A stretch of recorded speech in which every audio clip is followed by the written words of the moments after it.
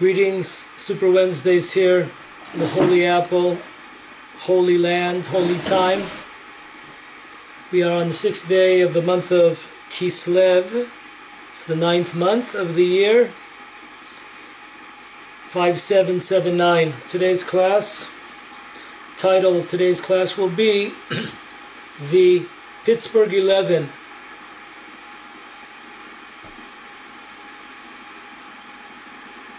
Are they considered to be Jewish martyrs?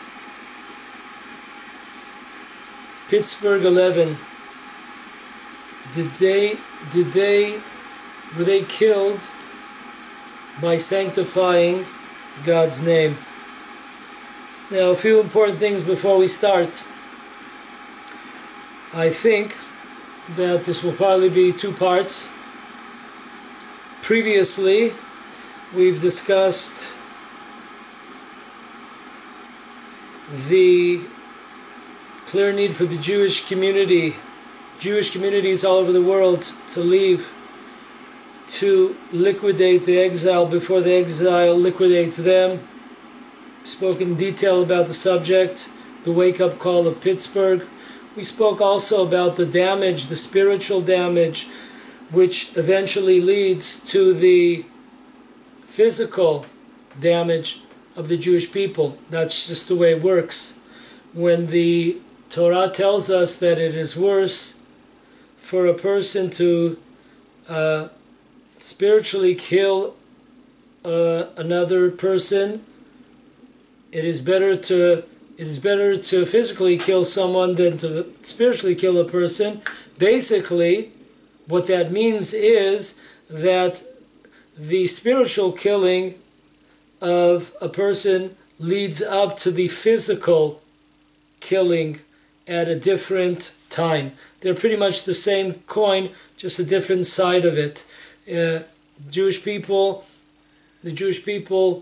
go off the derech, OTD. They go off the path that they're supposed to be doing, what we're supposed to be doing. That leads to physical violence against the Jewish people when we're not on the level that we're supposed to be. We're not being an example to the world. We're not being spiritual. Eventually, that lack of spirituality brings into some kind of physical expression. So that's the way that works. Okay, so few clarifiers, few points to clarify here. Number one, it's very important to listen to the entire. Sometimes people listen to one or two things and they think that they understand, they think that they know, they think that they've heard the bottom line, they think that the fat lady has finally sung. But please listen till the end and review this a few times. It's number one. Number two, this is a very touchy subject. It's not necessarily connected with Pittsburgh. The title of the class is the Pittsburgh 11. Did they die sanctifying God's name? But this question is a much larger question. This question could be asked about the Jews that perished in the Holocaust. They were not given a choice to remain Jewish, to be Jewish, to practice religion, not to practice, to observe commandments, or to not observe commandments. Choice wasn't given to anybody. If you were Jewish, if you went back a few generations, that was it. You were history, baby. This is not only a question about the Holocaust, and it's also a question about Israel. Unfortunately, over the years, we've had thousands of Jews that were murdered by Arabs because of the fact that they were Jewish. That was their only crime, quote unquote. So this question is much larger, and it's a difficult question because there's a lot of it's a touchy subject. There's a lot of feelings, there's a lot of emotions running high here. And we are trying our best to look at it from a Torah perspective, getting away from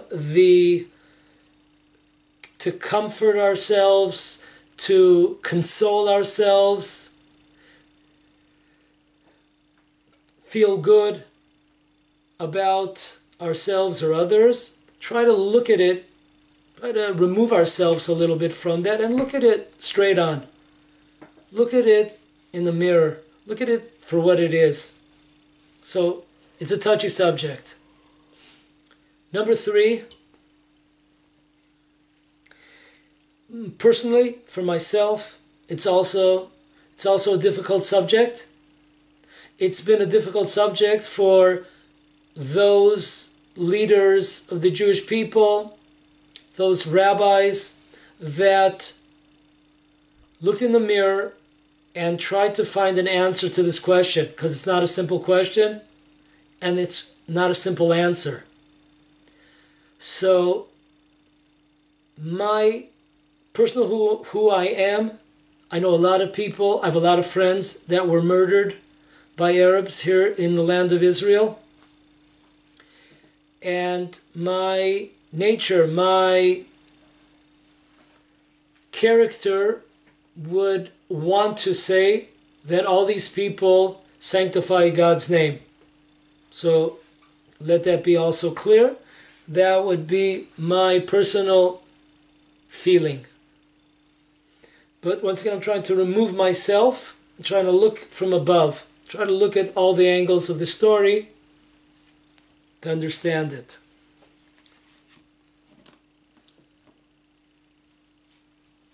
Okay, so with that said and done, we could proceed. The source of sanctifying God's name, this is a commandment, one of the 613 commandments that God gave us in the Torah. The source of this commandment is in Leviticus.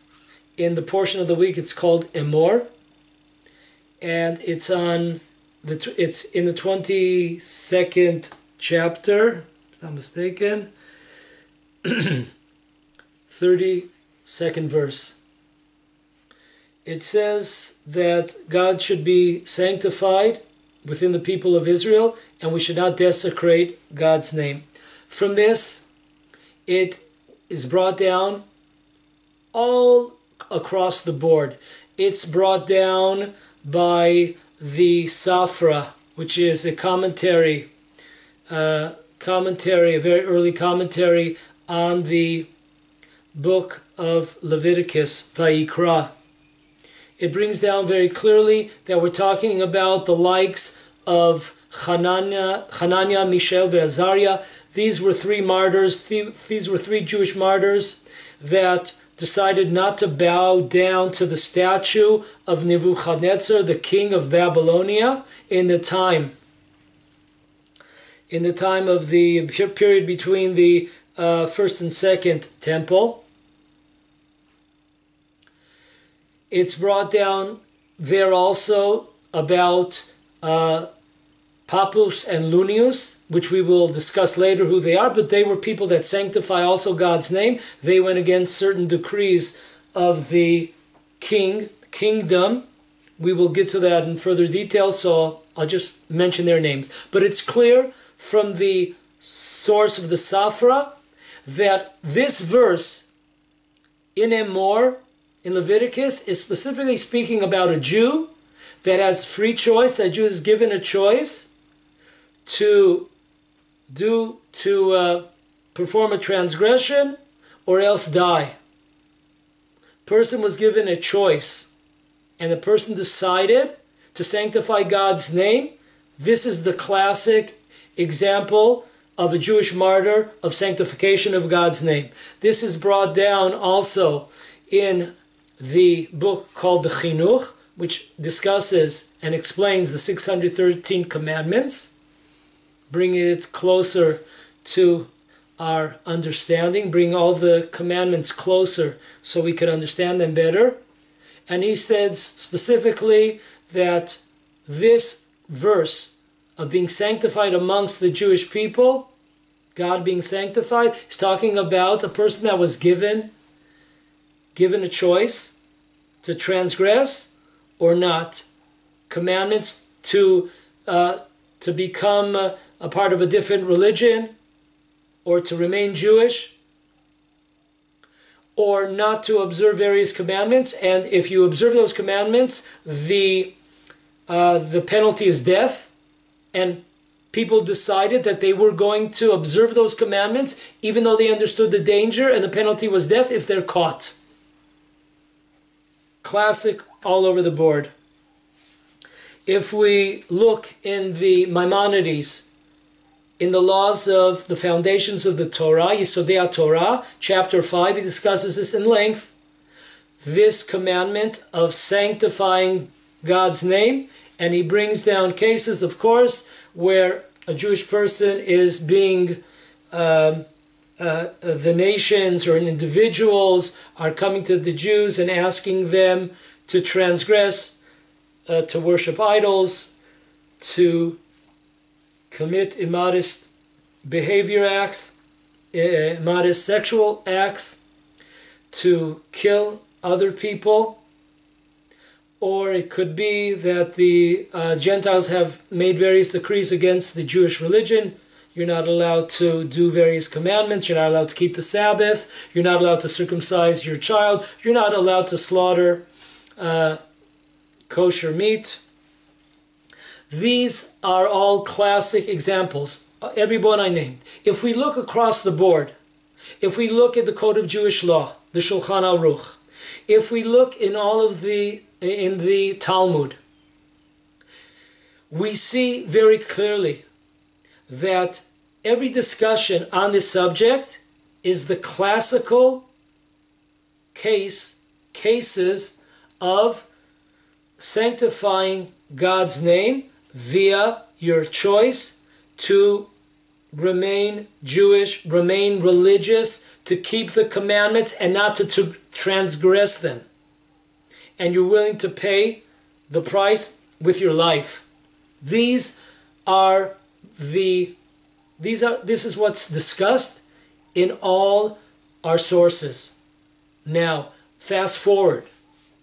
Where does it get complicated? It gets complicated in later generations, much later, as we will see through the class. Much later.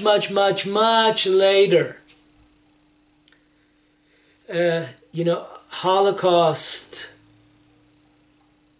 Pretty much the Holocaust brought this question up.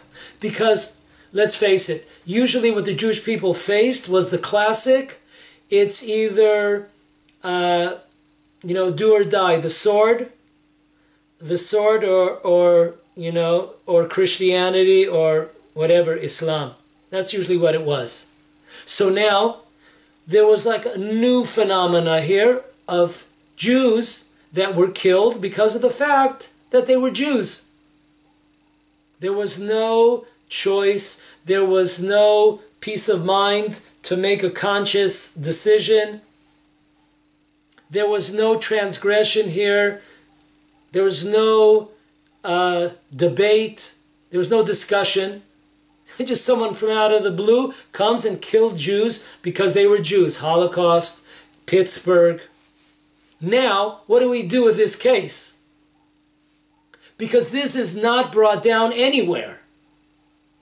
We do not have sources, early sources for this case.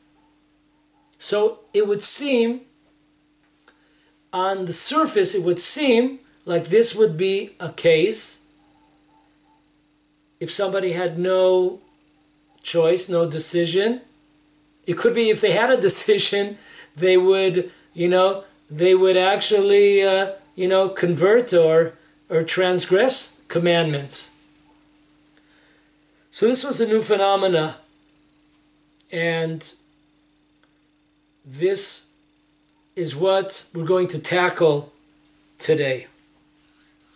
Now, we talked about this being a touchy subject. In fact, there's a Jewish expression that says the following.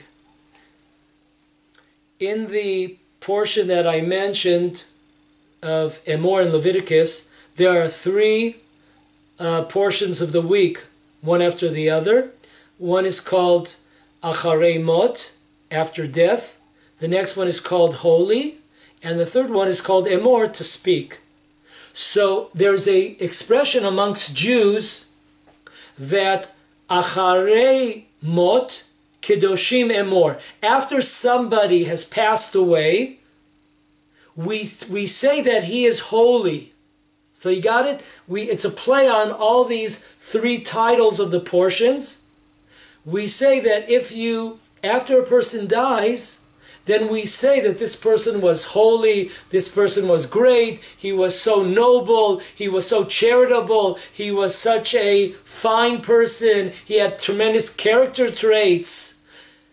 And that's what the Jewish people are accustomed to. That even though there might have been differences, even though there might have been feuding during the person's lifetime, when the person is no longer here, when he died, we usually try to bring him up a little bit and say positive, nice things about him.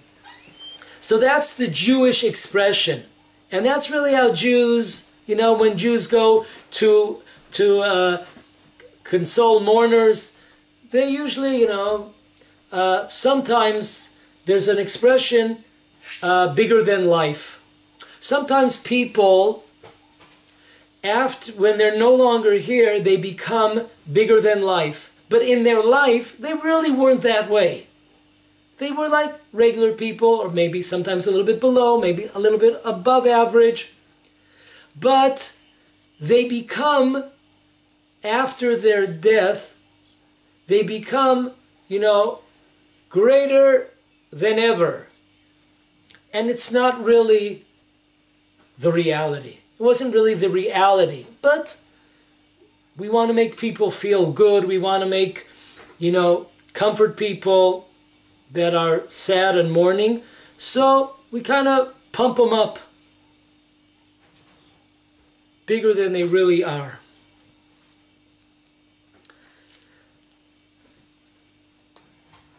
Okay, so one more important thing, which I will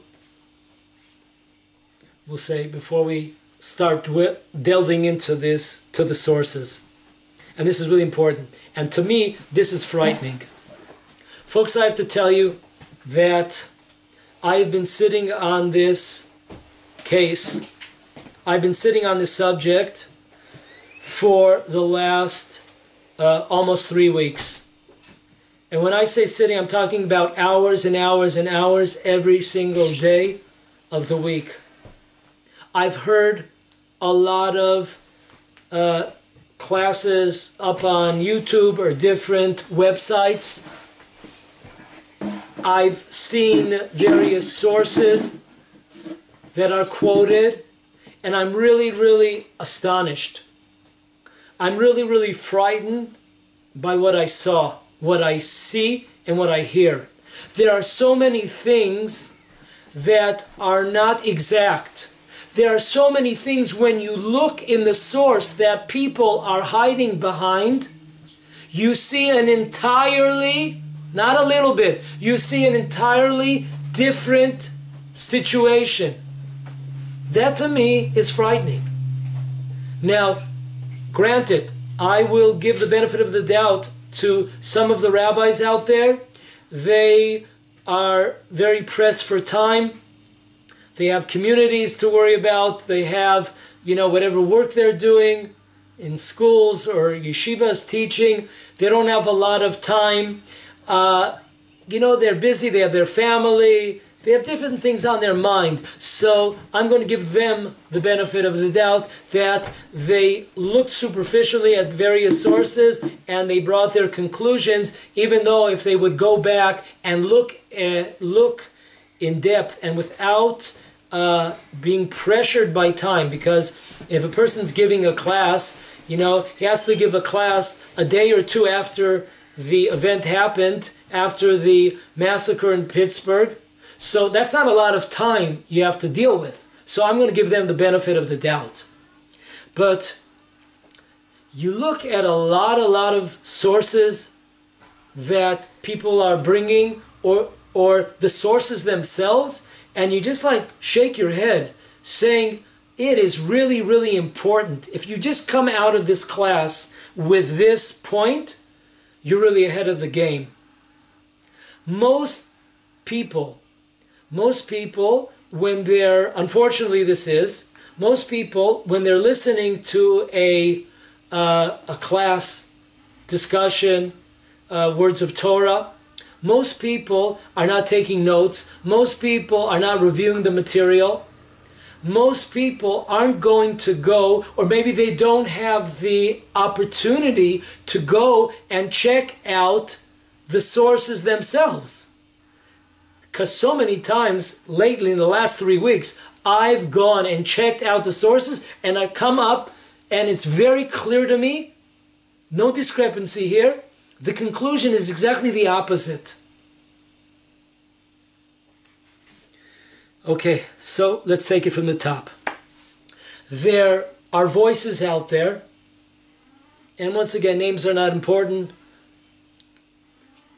The ideas are important. There are voices out there that claim, oh, we want to give you proof. You want proof that those that are killed because of the fact that they're Jewish, they're considered to be, their death was considered to be Al Kiddush Hashem, sanctifying God's name. They're considered to be holy martyrs?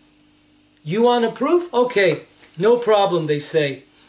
And here's one of the proofs here's one of the voices that are out there that are throwing this out to the public. There's a dispute in the Tractate of Sanhedrin, page 47. There's a dispute why I'm not going to get into the subject because if we get too much into like the backgrounds of different things, we'll never finish. But just a little bit, there was a question where there was a city that worshipped idols, a Jewish city worshipped idols. Everything has to be destroyed there.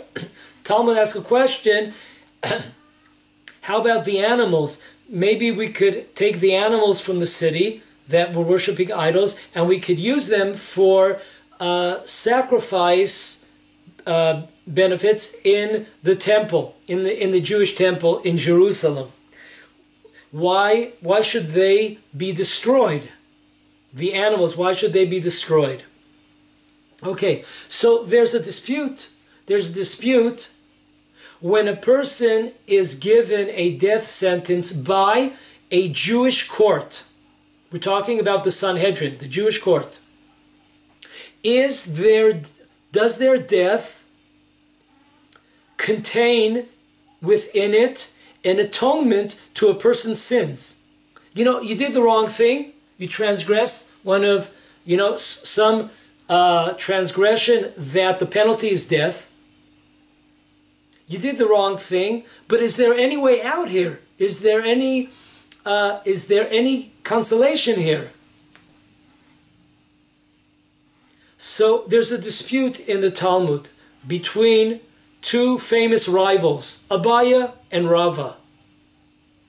Here's the following. Rava says, also Rav Yosef, that a Jew that was killed by the tribunal court of the Jewish people, at some stage of death, there is a form of atonement. Now there's a discussion in the Talmud, there's basically 3 opinions. When does that atonement kick in? There's one opinion that the atonement kicks in when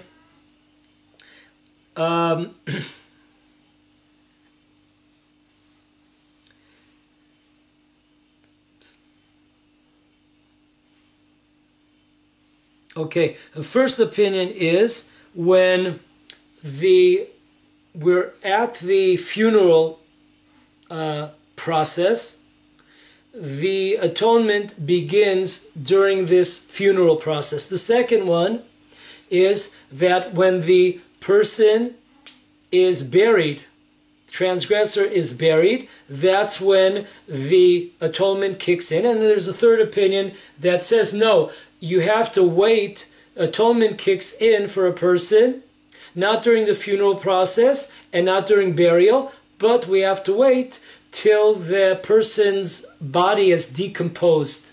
And after that phase of death, that's when there's an atonement. So, according to Rava, there's a verse in Psalms 79 that says that even though a person might have transgressed various commandments, the fact is that once the person was punished, he is transformed in somebody that now is considered to be a part of the Jewish people. He's considered to be a servant of God. Why? Because his unusual death. According to Rava, if a person is a wicked person and he happens to die a natural death, that is not a form of atonement. Atonement comes when there's an unusual type of death. Most people die in a natural fashion. Most people are not blown away or killed by a tribunal court. So because of the fact that it's so out of the ordinary, it's so shocking, it's not natural, therefore that shock situation creates an atonement situation for that person, which is very positive.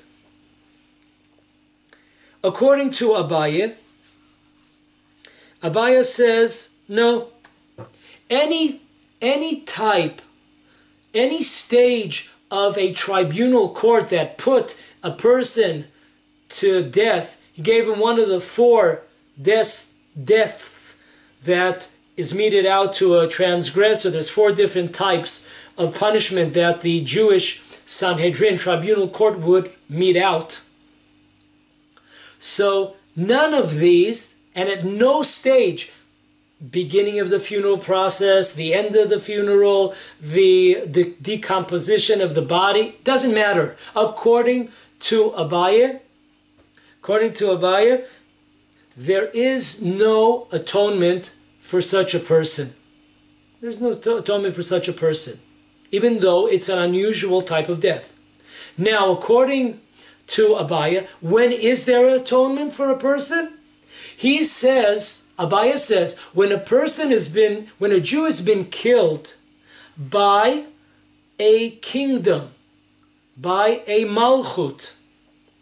This, because of the fact that people usually are not killed in such a fashion, Rashi, the great commentator on the Torah and also the Talmud, he says right away, what does it mean, killed by the kingdom? Which kingdom? Are we talking about a Jewish kingdom? Are we talking about a Gentile kingdom?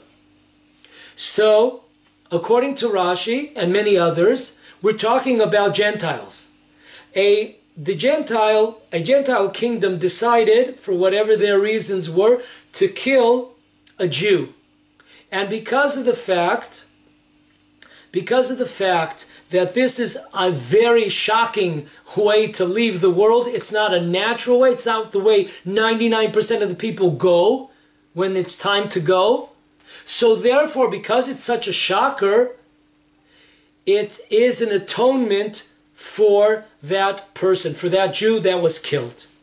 And according to this opinion by Abaye, the verse said by King David in Psalms, where a person who transgressed commandments is now, after his death, called a servant of God, this is the case. This is the classic case where a Jew was murdered, okay, was killed by Gentiles, a Gentile kingdom, a Gentile court.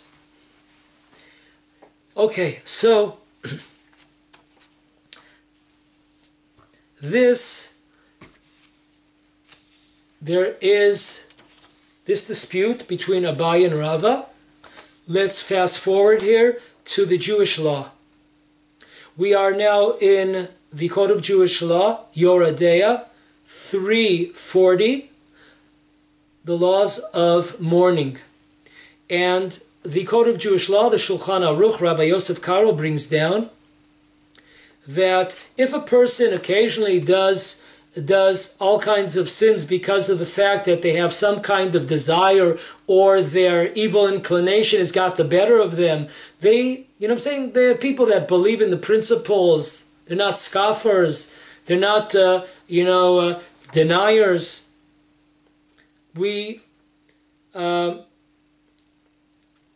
mourn such people.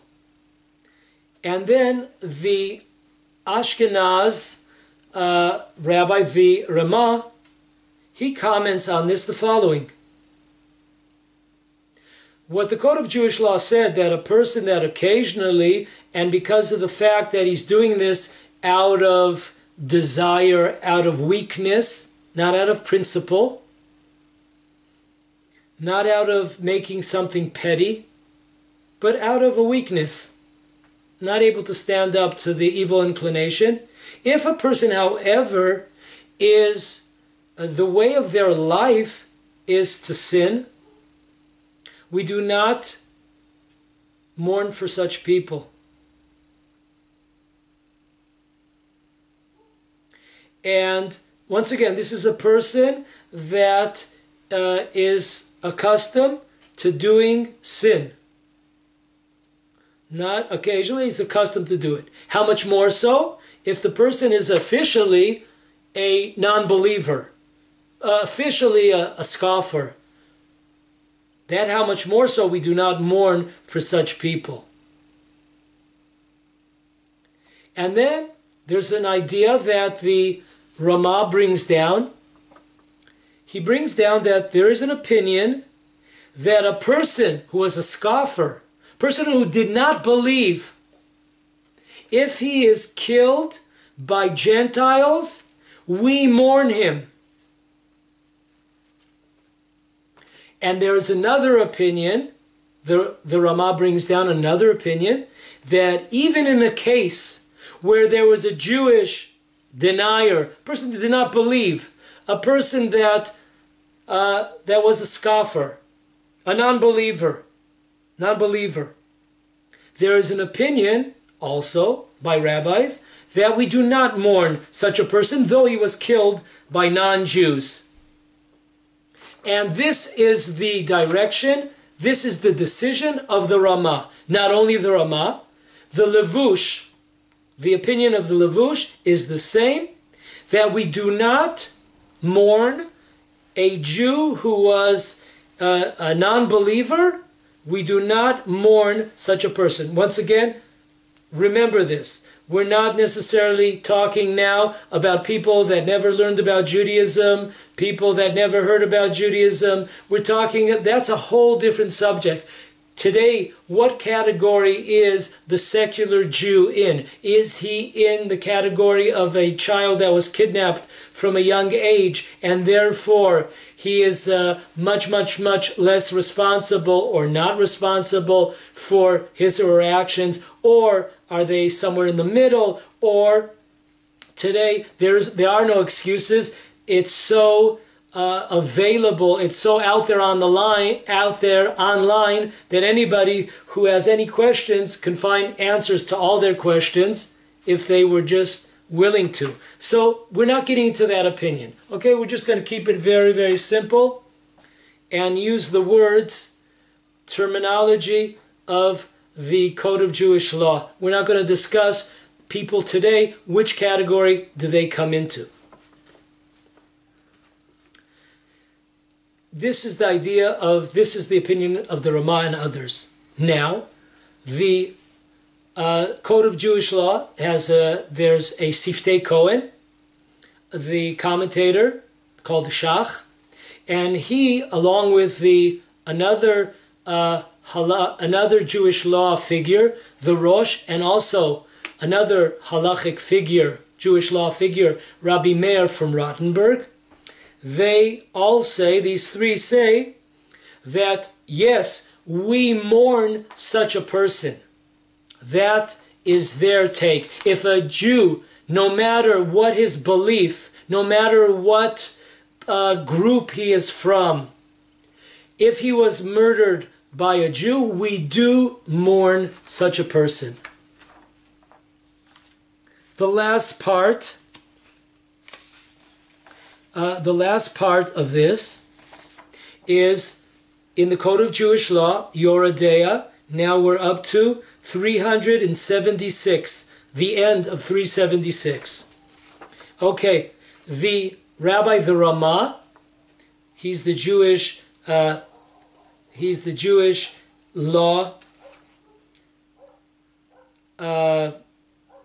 He brings down Jewish law. He says the following. There is an opinion, he writes, there is an opinion that a person who was a non-believer, who did not follow the Torah and Judaism, that was killed by a non-Jew, his children will say the Kaddish for him. The commentator, the Jewish law commentator, Turi Zahav, the Taz, says, why is that? Because of the fact, as we discussed before, and he brings down the Talmud that we discussed on the Sanhedrin, page 47, where it says there, according to Abaye, and by the way, this is also the opinion of Rava, their dispute was if a Jew is killed via a Jewish court, does their death have an atonement to it? That was the discussion. That's the dispute. But as far as a Gentile killing a Jew, they both agree that there is an atonement here. Some level of atonement. Fact that they were killed in such a shocking, unconventional manner. Now, we heard this first point. There are voices out there that are bringing this, what we just discussed. They are bringing this a little less than we brought more, but they're bringing this idea based on the Talmud of Tractate Sanhedrin 47, and they are so-called proving that, you see, that a Jew that was killed by Gentiles is considered to be as if he died on sanctifying God's name, and he's considered to be a holy martyr. If you listen closely or go back on it, nowhere does it say that the person sanctified God's name. Nowhere does it say that he's holy martyr. It just says that there's an atonement, and either one, we say the Kaddish prayer when somebody passes away. We say for the next 11 months, we say a certain prayer which elevates the person's soul who passed away. We say, according to some, not all opinion, but according to what the Ramah brought down, we do say the children of that deceased, that Jew that was killed by a non-Jew, we do say the Kaddish prayer, and we do mourn them. That's all we said. This is brought, okay, this in a book called Bina Vedat by Rabbi Menachem Adler, who I've had the privilege in the last 3 weeks. He has a few chapters on this subject. So I've had the merit and the honor to speak with him many, many times in the last 3 weeks on the phone, asking him different questions. So he's really very knowledgeable when it comes to this subject. And his book is called Bina Vedat. And here's what he writes. He writes exactly what we said. The reason why there's some kind of atonement for this person who's a non-believer. The reason why there's an atonement is because the fact that he was killed in such a shocking fashion and not the way of the world. So therefore there's an atonement for that shocking experience when a person has to go through that. You know, imagine, you know, you're listening to music. I know many people, a rabbi friend of mine, when he passed away, and other people, I've heard this also, their family members passed away when their kids were singing songs, you know, Jewish soul songs or Shabbat songs, if it was before Shabbat or on Shabbat. That's how they passed away. That's like a beautiful, I mean, lehavdil, if you remember way back, there was a movie called Soylent Green, and the economy of the world was really terrible, and only if you were a tremendously rich person, you could have a comfortable death. They would put you on this bed, and then you would hear music, and you would see videos and beautiful scenery, and that's how you died. So understanding what the Torah here is saying, what the Talmud here is saying, is that there is an atonement here, because that's not the way most people leave this world. Most people leave this world, their family members are surrounding them, they're being hugged, they're being kissed, they're being embraced, warmth. So this is really an atonement because of the harshness of it. But it says nowhere, it doesn't say anywhere that this person is considered to be holy. In fact, he writes that this would be the same law if a person was killed in a traffic accident. Why? Because most people are not killed in a traffic accident. You look, I know in Israel, there's approximately, unfortunately, 350 people a year, according to statistics, that pass away, that are killed in traffic accidents, you know? Unfortunate. But we don't have 350 people passing away in hospitals or in their homes. We have a lot more than 350. So this, according to Rabbi Menachem Adler, very simply, and this is brought down in other books also, that the same principle really is for a person that was killed in a car accident, because it's such a shocking way for a person to die. You know, you're just like in a car and boom, you know, somebody rams into you, or there's a fire in your car. It's such a shocking and violent way to leave the world that is an atonement. So there's nothing here connected to being a holy martyr or to die on sanctification of God's name. That's what he says. He says this on page 629. So that is the first proof, quote unquote, that is we've been hearing the last couple of weeks. Second, we've heard voices out there. We've heard classes that tell us that quote from the Talmud, either in the Tractate of Baba Batra, page 10, side B, or Tractate Ta'anit, fasting, page 18, side A, where it says that those that were killed by Gentile kingdoms, they are so holy that no one could even come close to them. They're in such a league of their own, no one can even touch them. No one can even connect with them. They are so lofty. They are so holy, these martyrs. So we've heard in the last couple of weeks that the 11 murdered in Pittsburgh, or Holocaust, and the beat goes on. Fill in the blanks. Jews killed by Arabs. Was that? That's by a kingdom. This wasn't a kingdom. This was one. Was it a kingdom? True.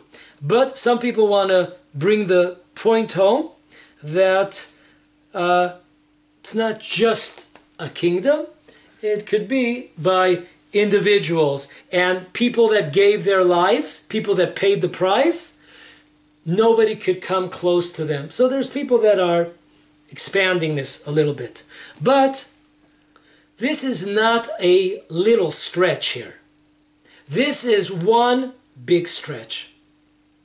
Because if we look at these cases, this is brought down, this one case is brought down twice in the Talmud. And I'm just touching on the surface because we aren't going to finish this in 2 classes if we go too much into the whole story behind the story behind the story. So I'm just going to try to hit the main points over here.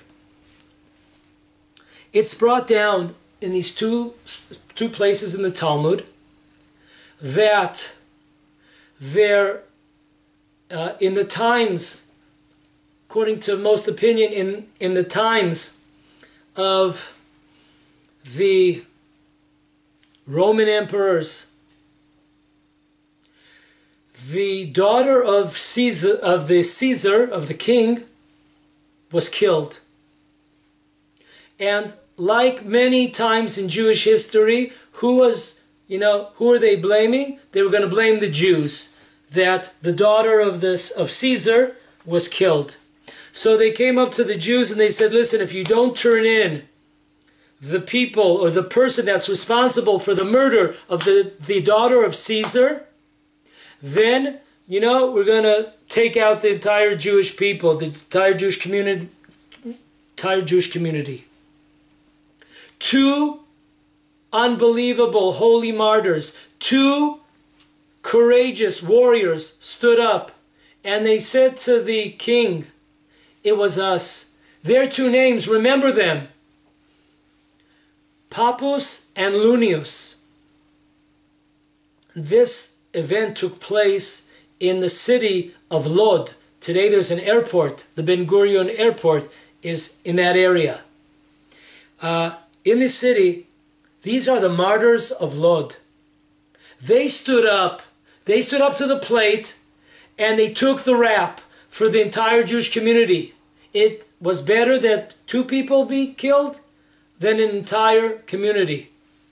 So they stood up there and they said, we were the ones that killed the daughter of Caesar. That's one version of the story. According to the Yerushalmi, in the tractate of the 7th year, the sabbatical year, in chapter 4, paragraph 2, there it gives us a different angle. First it talks about the commandment of sanctifying God's name. If the Gentiles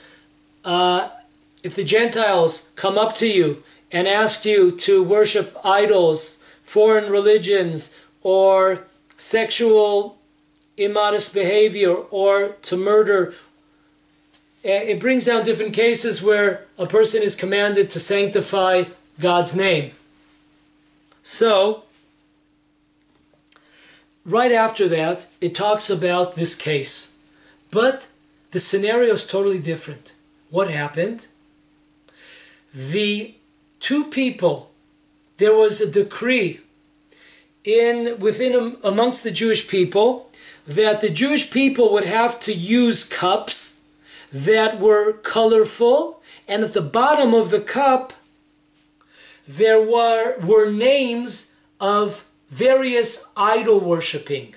Once again, there was a decree against the Jewish people that they would have to drink from colored cups. On the bottom of the cup would be etched in, would be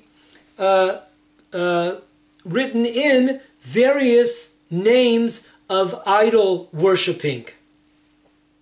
So they gave them this cup. Pappus and Lunius were given these cups to drink. Cheers, mate. And they said, no cheers and no mate. Maybe checkmate. And they gave up their lives. But either way we slice it, and this is brought up in other books also, we still have people that were active, that made a choice. We have Pappus and Lunius. Either they made a choice and they took their own lives, they gave their own lives in order that the Jewish people should not be harmed. they made that decision, they gave their lives, or they made a decision not to go beyond the letter of the law and not use those cups which have on the bottom names of idol worshipping. They went beyond the letter of the law. But any way you slice it, we have people that made a conscientious choice. It has nothing to do with cases where a Gentile comes up to a Jew and kills him. There's no connection between these two. And today we have many voices that are telling us, that are bringing this as proof that all people that are murdered by Gentiles, they're immediately similar to Pappus and Lunius. There's no connection between the two. No connection whatsoever. Another case of the evil empire, the evil government that makes decrees against Jews is the following. In the tractate of the laws of Yom Tov, holiday, Jewish holidays, in the tractate it's called Beitzah. And there in the first chapter, the 10th paragraph, the 10th Mishnah, tells us that we are not allowed for the holiday coming up, we are not allowed to send out a certain type of sandal to a friend. Now, if something would be able to be used for the holiday, that would of course be permissible to send to them. But one of the things that you're not allowed to send is a certain type of sandal. What's wrong with sending a sandal? You know, people need shoes, people need sandals. Oh, this was a special sandal. These sandals were made in a special way that they were able to, they had these, first of all, there were a lot of like heavy nails in these sandals to keep the straps, the leather straps, and they had the sole was made out of wood, and there were heavy-duty nails, you know, in these sandals on the bottom. It's kind of like, you know, when you play baseball, you have cleats on, and they leave all these kinds of signs in the sand. Yeah, you could tell that somebody was there, a footprint, a shoe print. Yeah. Okay, so you're not allowed to send this kind of sandal. It's a special sandal that you could put it on either way, from front to back or back to front. It was this kind of sandal. In our times, we don't have such a thing. If you have your right shoe, you can't put it on the left. If you have the left shoe on the right shoe, you're not going to feel comfortable. But this sandal was special that you were able to turn it around and wear it in the opposite way. So why are we not allowed to use these? Why are we not allowed to use these or to send them on Shabbat or on Jewish holidays? This is based on the tractate Shabbat, page 60, side A. Tremendous thing. In the time of, there's a dispute, there's various opinions when this happened. There are opinions that it happened around the time of Hanukkah, which we're closing in about 3 weeks, God willing. And there's an opinion that this was happening after the revolt of Bar Kokhba, 65 years after the destruction of the Second Temple. So there's different opinions. There were decrees against Jewish commandments. There were decrees against Jewish practices, like keeping Sabbath, or circumcising, or learning Torah.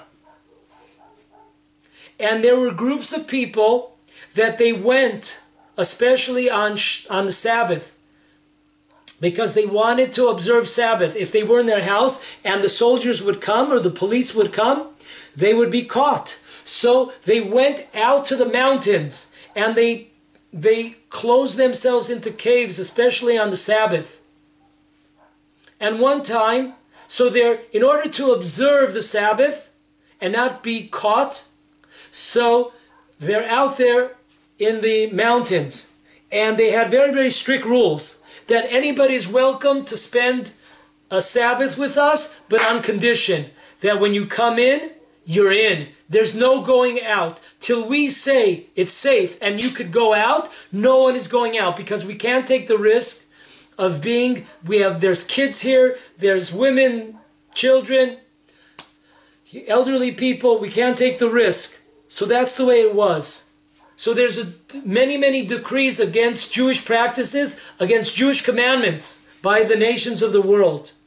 And on one Sabbath, somebody noticed that the sandal print was going the opposite direction. All the sandals, instead of just coming on the in, as coming into the cave, there was one print that was going the opposite, was going towards the exit.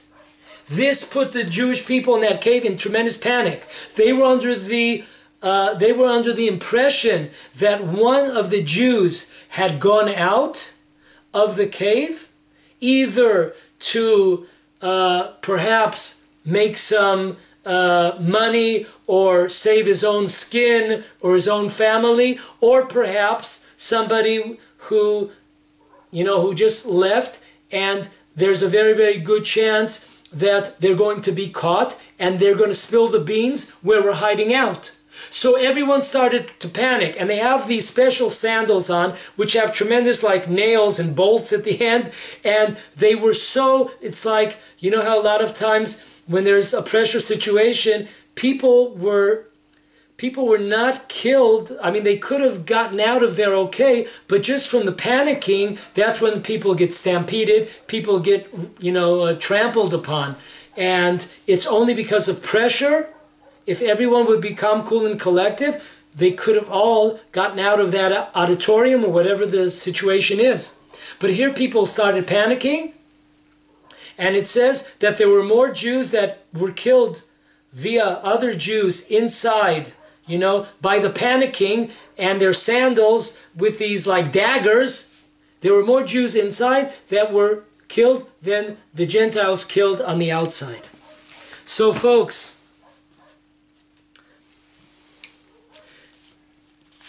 there are two commentators on the Mishnah. One of them is Rabbi Ovadia Bar Tanura. He says the following. He explains how this was a special sandal, you're able to turn it around, how it was, and you're not allowed to put it on for Sabbath use, or you're not allowed to put it on holidays, because of the fact that there was a tragic event that took place on the Sabbath. So therefore, to commemorate this tragic event, we don't use this, and it's also a danger. So he says the following. These Jews that died in the cave, even though they were killed by fellow Jews by mistake, because they were under pressure, they freaked out, they got all excited and nervous, and they started running and trampling each other, they are still considered to be as if they were killed by the Gentile kingdom. This is also reiterated by the Tosfot Yom Tov, who has his own commentary on the Mishnah. He says very clearly that even though the Jewish people killed each other there, they were all into this cave because of the fact that there were decrees against the practice of religious rituals, commandments. So folks, we have here a situation where it's very, very clear. The voices that are lifting up the flag, that are telling us that Jews that were killed just by the fact that they were Jewish, they are equal to Papos and Lunius that gave their lives for the Jewish people, for the entire Jewish community, or they showed a tremendous example to the rest of the Jewish people that even though this doesn't go according to the a precept of you have to give up your life. We're going to go further. As we know, a Jew is allowed in certain circumstances to go way beyond the law, even though you don't have to necessarily give your life. For generations, for thousands of years, Jews gave their lives, even though technically, according to the letter of the law, they were not obligated to. This is the Jewish people. And speaking of Hanukkah, this is what freaked the Greeks out. This is what frightened them. The willingness of the Jewish people to give up their lives for Judaism and for the Torah. That's what frightened them more than anything else. The willingness.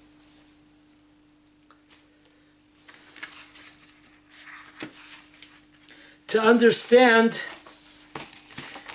when things are not exact where things could go, there's a book out .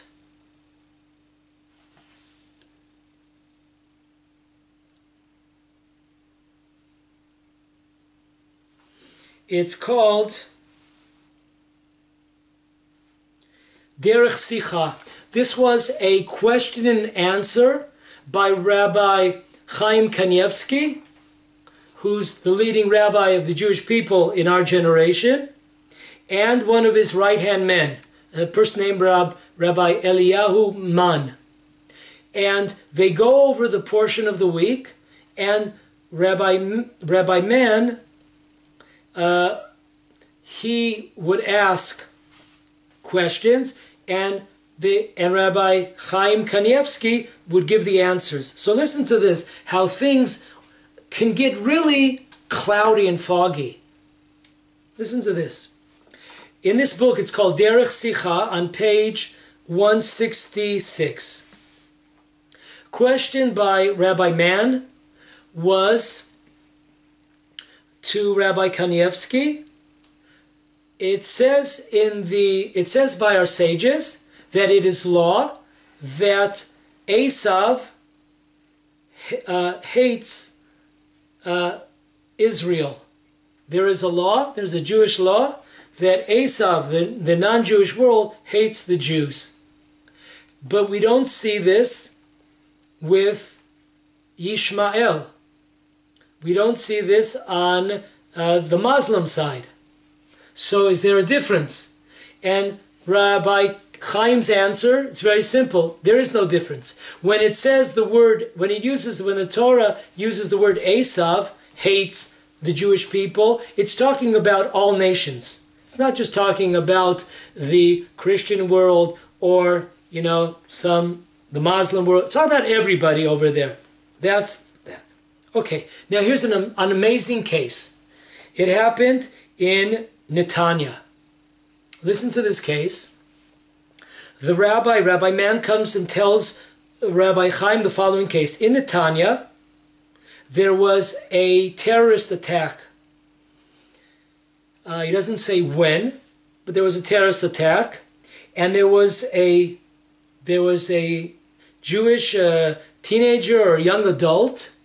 He gives his name, but he just in initials, and he jumped in to try to save people, try to rescue people.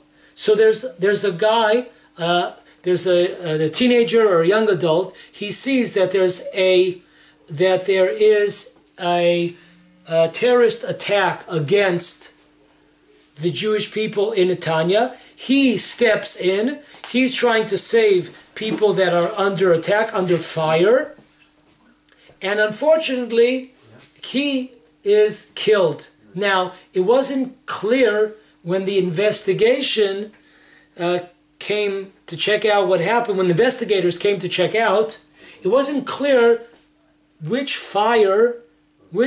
bullets killed this Jew. Was it from friendly fire, or was it from the terrorist fire? Now, Jews, we do not have, after a person is deceased, so we do not do autopsies.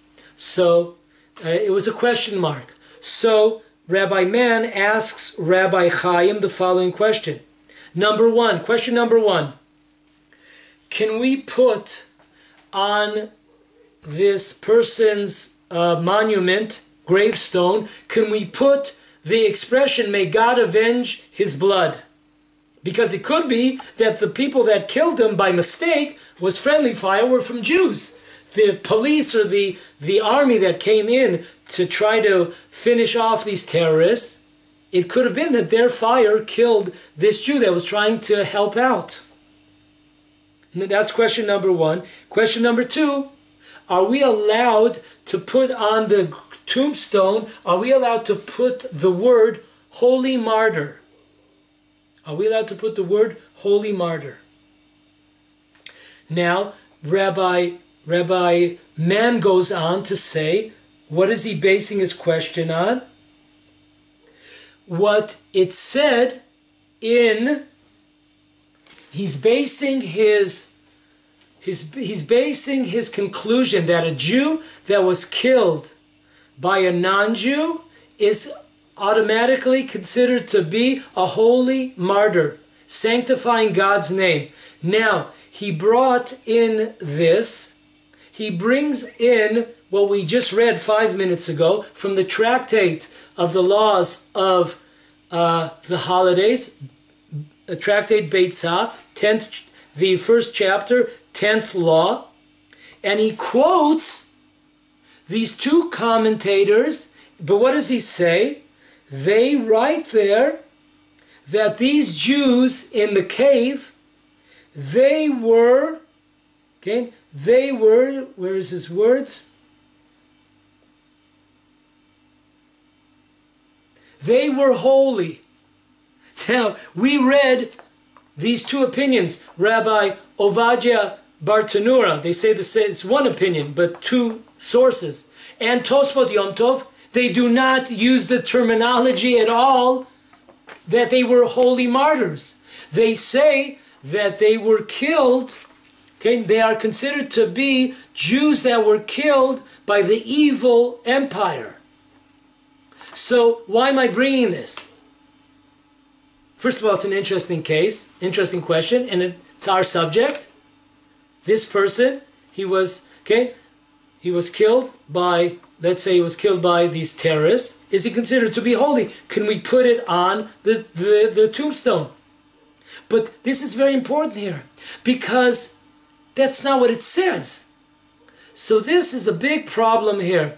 When we have to be very, very exact and scrupulous when we quote different things, because it can get taken away in the wind, and eventually, who knows what kind of mask this could take on.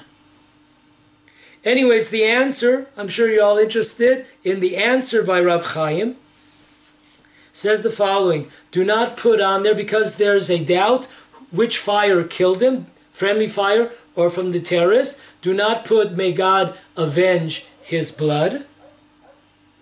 And you can write on the tombstone, you can write the word holy. You can write the word holy. Now, folks, let's get this clear. We have a guy here, teenager, young adult. He made a conscious decision that he understood that there was a terrorist attack going on. This guy goes, endangers his life. He endangers his life after a conscious decision. He endangers his life. He jumps in to where the terrorists are shooting to try to save as many Jews as he can. And in the end, his life is taken. How in the world, what is the comparison to a Jew that was surprised and a Gentile comes up to him and kills him because of the fact that he happens to be Jewish? There is no connection between the two, because we've said this whole time that the classic interpretation, the classic understanding of sanctifying God's name, of being a Jewish martyr, is when there is a conscious decision, when there was a choice, and the person decided to give up his or her life for a commandment or to save the Jewish people. Those people died on via sanctifying God's name. Those people are considered to be holy martyrs.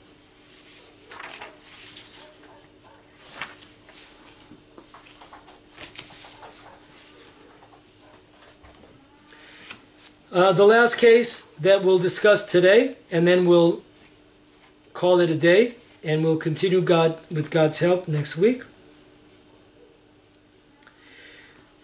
In the Warsaw Ghetto, there was a tremendous giant, Jewish giant.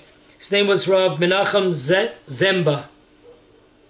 And it's definitely worthwhile to, go on a search engine to learn about this tremendous Jewish hero, Rav Menachem Zemba. He was all for a revolt in the Warsaw Ghetto. He was a rabbinical giant, and he was a clear voice in favor of a Jewish revolt in that ghetto. Amazing person. And here's what he says. There's a book about his life. This is a book about his life. It's called Rabbi Menachem Zemba Rothstein. It was written by somebody named Shmuel Yitzchak, and he writes about his life. So once again, this is kind of somebody as a second vehicle giving us a report, giving us an account of what happened. This is not Rav Zemba himself. So whenever you hear a story, it always has to be checked out, because who knows if one or two words, one letter sometimes could make the whole difference of a case. So you have to be very, very careful when it's not a book by the person himself. He's standing behind the words. So here's what he says. Page 98 in this book. He says, once again, he's being quoted here. Did he say the exact words? I wasn't there, not sure. But let's just take it for what it's worth. He says the following: there are different ways for a person to sanctify God's name. If today, he's talking about, this is the Warsaw Ghetto, talking about the Holocaust, okay? He's saying, if today the situation would be different and we would all be given choices, if you want to remain Jewish, then, if you want to remain Jewish, we're going to kill you, and if you want to convert, then you go free. If that would be the situation, just like it has been, he writes, in Spain, where Jews were given the choice whether they wanted to convert to Christianity or to be killed. And he talks about various decrees that were throughout the generations. This is simple, that these cases were sanctification of God's name. These people that made the choice, conscientious choice, they definitely sanctified God's name. They're definitely holy martyrs. However, he says, Maimonides brings down that the law is that when a Jew is killed only because of the fact that he or she is Jewish, this too is also considered to be a sanctification of God's name, and the law it goes according to Maimonides. Maimonides, what he wrote, this is the way that it's understood, and this is an accepted law.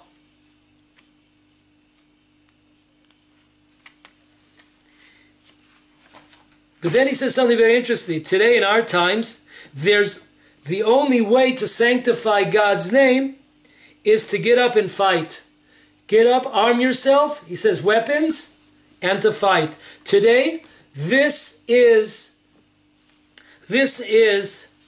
okay, the way to sanctify God's name, which is interesting, because though he said, the previous sentence was that the Maimonides brings down the law that a Jew killed just because of the fact that he's Jewish, this alone is a sanctification of God's name.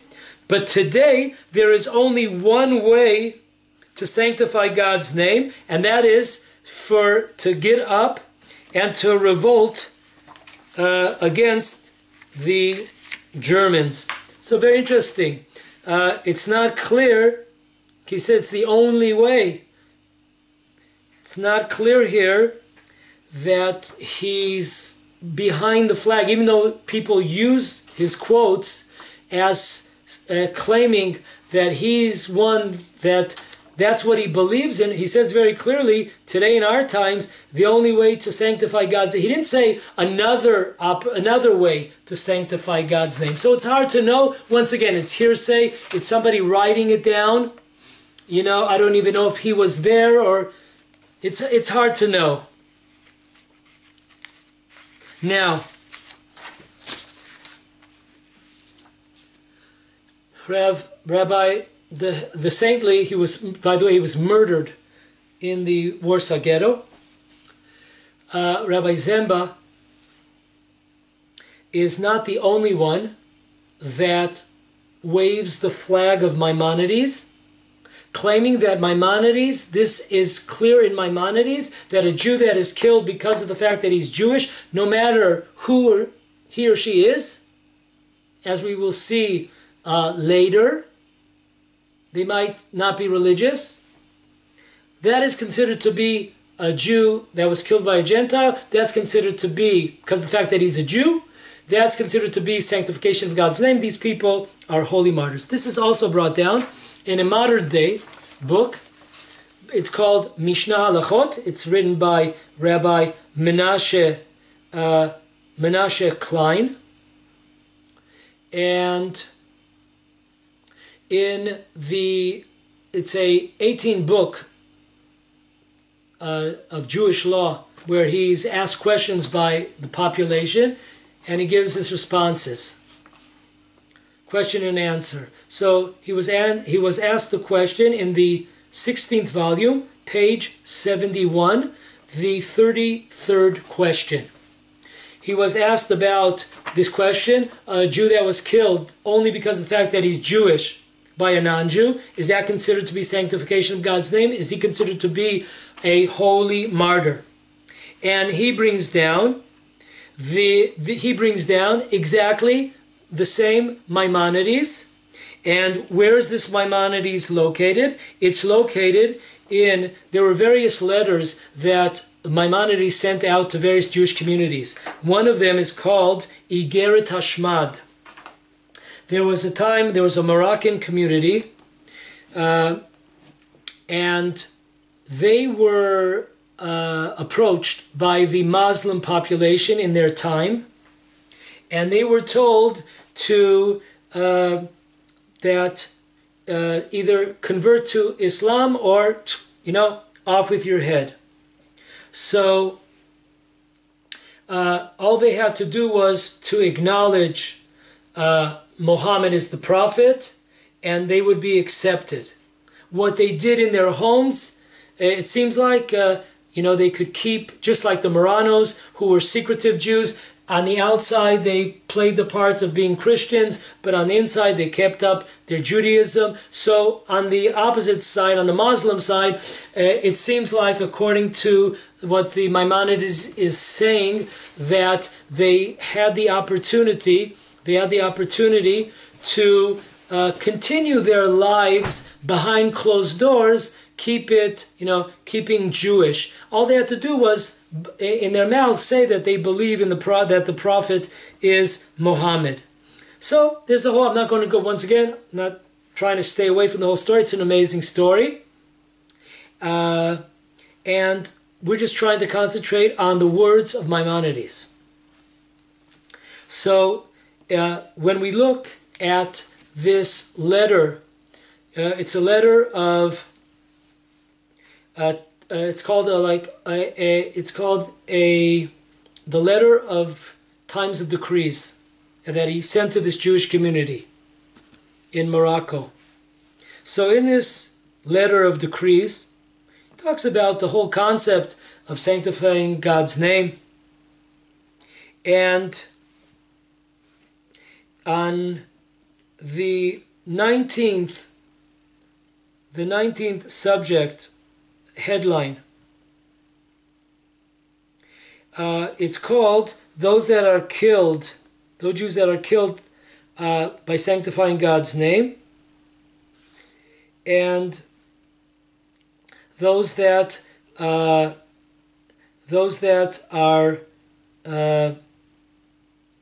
killed by by periods of decrees against them.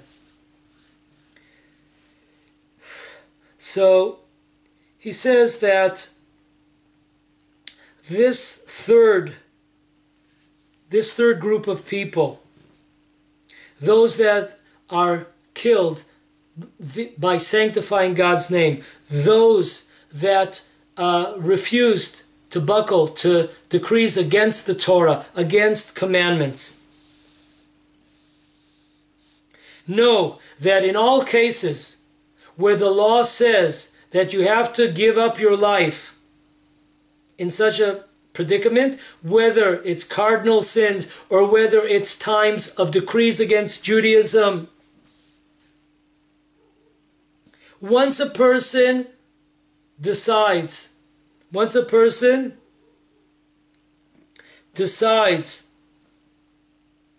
to take his life, he's already considered to be as sanctifying God's name. He made the decision, he's already in there. And if there are 10 people from Israel that know about this or will know about this, then it's considered to be a sanctification of God's name in public. Like Hananiah, Mishael, and Azariah, those that we mentioned at the beginning of the class that were in the times of the king of Babylonia, Nebuchadnezzar. They were told to bow down to the king's statue. Or Daniel, who prayed, even though it was against the law to pray. And the 10 holy martyrs in the time of the Second Temple, destruction of the Second Temple by the Romans, and by the likes of Hannah and her 7 sons during the time of Hanukkah, and other Jews that were killed. Again, similar Jews, these were famous people, so to speak, and other Jews that were killed by sanctifying God's name. May God avenge their blood soon. And then he goes on.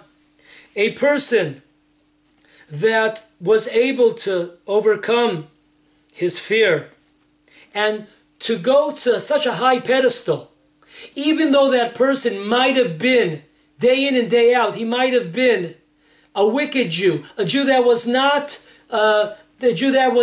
observant.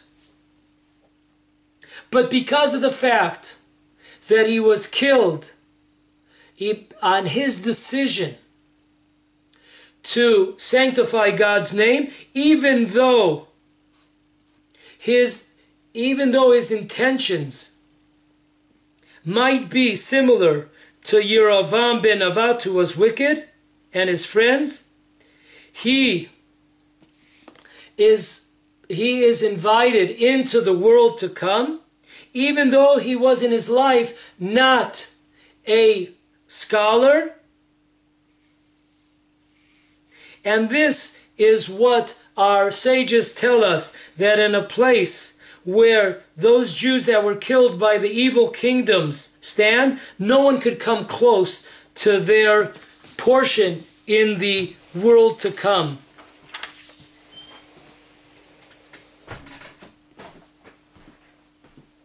Folks, it seems by reading this over and over again,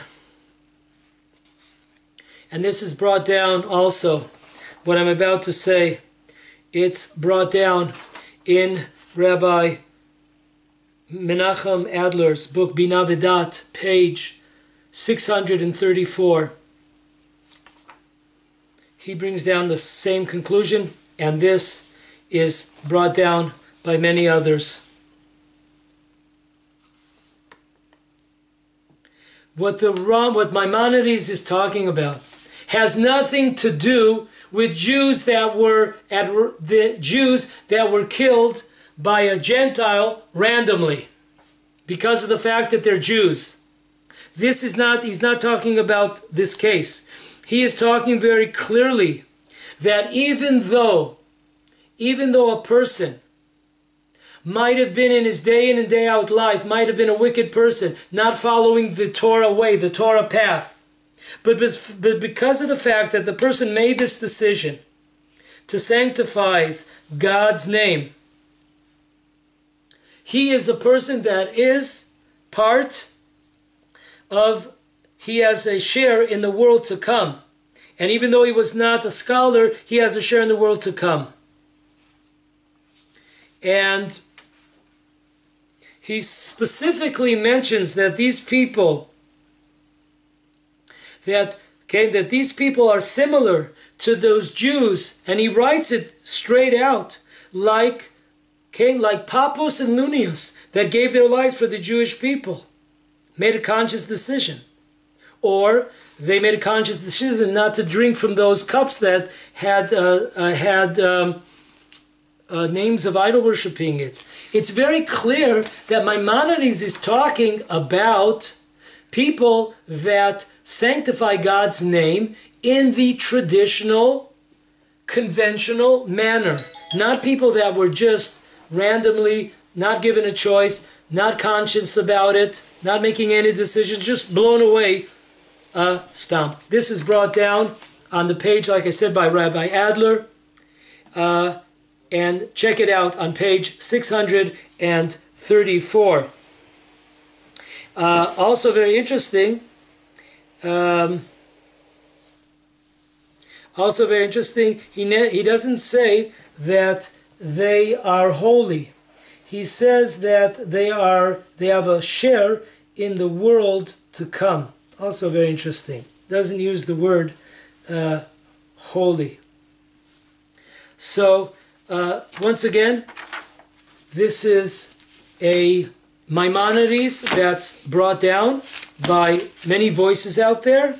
But when you look closely, you will see this is also my Rabbi Moshe Suriel.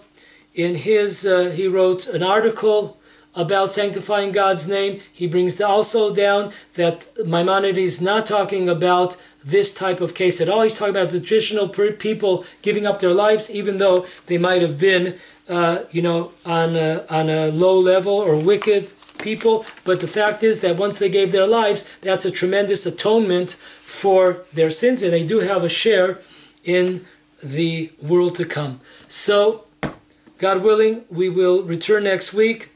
Don't touch that dial. We will continue to delve into this very, very difficult question in our times.